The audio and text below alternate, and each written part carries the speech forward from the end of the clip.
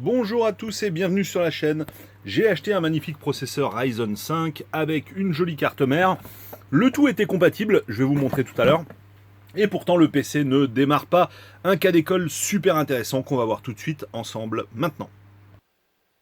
Alors avant de faire ces achats, je suis allé sur le site officiel de... c'est Gigabyte je crois, ouais. Et du coup, dans tous les sites officiels de vendeurs de cartes mères, vous aurez toujours systématiquement une rubrique ici, compatibilité CPU. Vous voyez, vous tapez donc la référence de la carte mère sur le support du site de vente, enfin du fabricant de la carte mère. Vous allez dans compatibilité CPU et là vous avez la liste de tous les CPU compatibles. Et donc moi c'était un Ryzen 5 5600G. Et du coup, il est bien marqué comme compatible, donc il n'y a pas de souci. Par contre, il y a une petite nuance, les amis, qu'on va voir ensemble. Donc, comme je vous disais, le PC ne démarrait tout simplement pas. J'avais un écran noir, j'avais rien qui sortait donc de la sortie vidéo. Et il y avait juste les LED ici, les LED de défaut qui s'allumaient. Et devinez quoi, la LED de défaut était allumée sur CPU. Alors pourquoi elle était allumée sur CPU?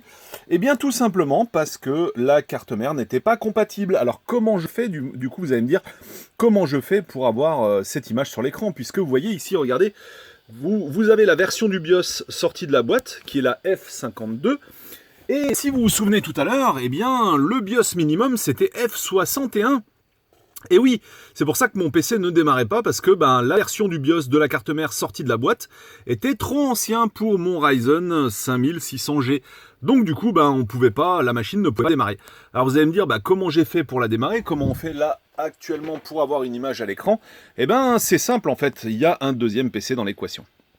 Et ouais, c'est que j'ai carrément été obligé de démonter le CPU de ma bécane à moi, qui était équipé d'un Ryzen un peu plus ancien. Et du coup, le Ryzen un peu plus ancien était supporté par la version de BIOS de la carte mère. Donc ce que j'ai été obligé de faire, c'est mettre mon pros à la place du pros tout neuf, juste pour pouvoir démarrer ici et avoir le BIOS.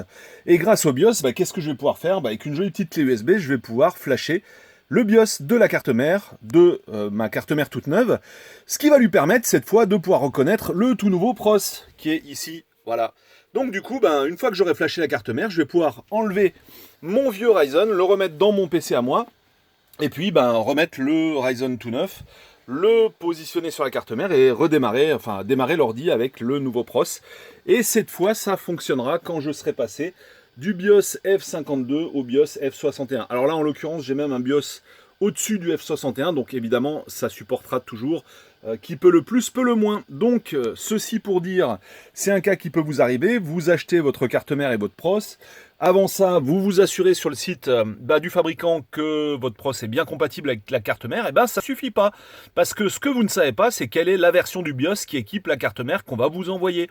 Et si la version du BIOS est inférieure à celle du CPU, celle maximum nécessaire pour le CPU, enfin minimum nécessaire pour le CPU, et vous l'avez dans l'os. En fait, c'est un serpent qui se mord la queue.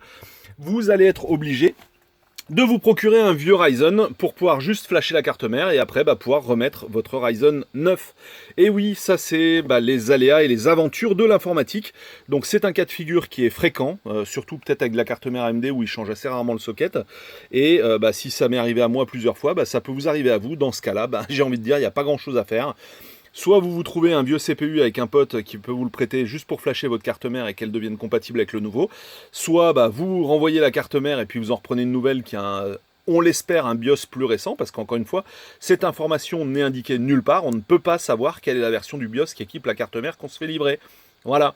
Et puis, en fait, voilà, c'est à peu près les seules solutions qui s'offrent à vous, puisqu'il n'y a aucun moyen de gruger. La machine ne démarrera pas. Et si elle ne démarre pas, vous ne pouvez pas flasher le BIOS. Comme je le disais tout à l'heure, pardon. C'est un serpent qui se mord la queue. Voilà, donc fin de cette vidéo qui peut vous expliquer des pannes au démarrage et au déballage, même j'allais dire, puisque c'est quelque chose qui peut arriver avec des produits neufs, comme ça vient de m'arriver à l'instant. Fin de cette vidéo, salut à tous. Si vous avez d'autres astuces pour contourner ça, n'hésitez pas, les commentaires sont là pour ça. N'hésitez pas à liker, partager, commenter, histoire de aider un maximum de personnes avec cette vidéo, puisque je pense que pas mal de gens se sont déjà fait avoir. Salut à tous et à bientôt, ciao.